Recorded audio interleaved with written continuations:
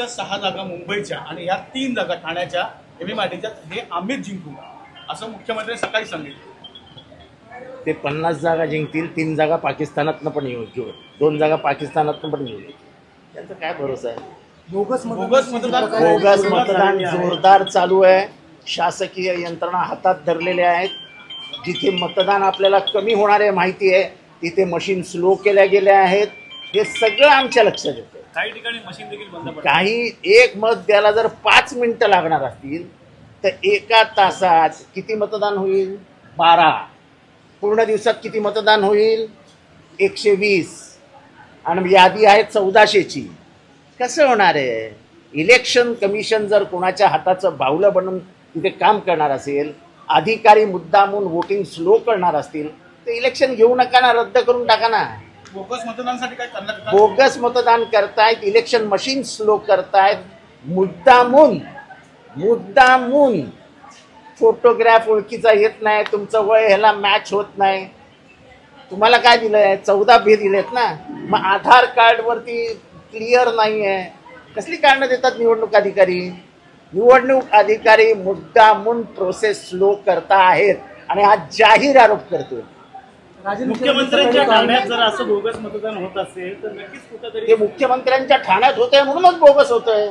सगळी प्रशासकीय यंत्रणा कामाला लावलेली आहे. सगळी प्रशासकीय यंत्रणा कामाला लावली आहे. राजन विचारांनी आपले आरोप केला होता की 15 मी सांगतो तुम्हाला, 2000 लोक बाहेरनं आणले होती बोगस मतदान करायला. 10 बोगस मतदान महाराष्ट्र शाळेमध्येच झालेले आहेत. सर, एकीकडे प्रचार संपलेला आहे पण प्रचाराच्या वेळी अनेक दिग्गज नेते महाविकास आघाडीकडून उतरले होते. काय वाटतं, काय वातावरण आहे? तेव्हा निवडणूक फ्री फिअरलेस झाली पाहिजे.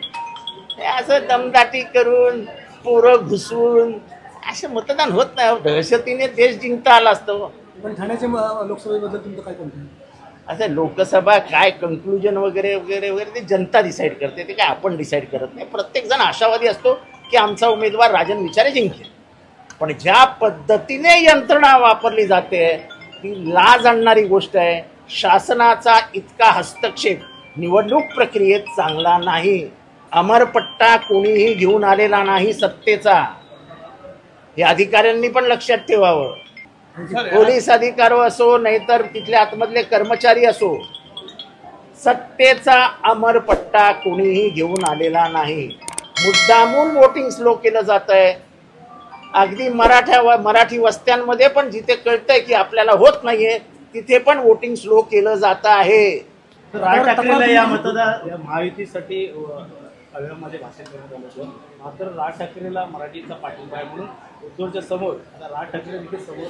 राज ठाकरेंना कोणाचा पाठिंबा आहे हे त्यांच्या मतदानावरनं, त्यांच्या उमेदवारांवरनं आणि निवडून आलेल्या लोकप्रतिनिधींवरनं कळतं.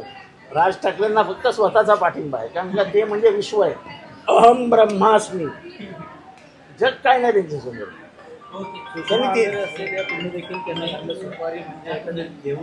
काय उठा दुपारी घ्या सुपारी.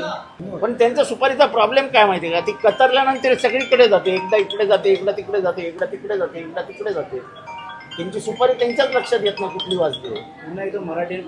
मला तर वाटतंय बीजेपीने राज ठाकरेंना सुपारी दिलेली ठाण्याचं वातावरण खराब करण्याची.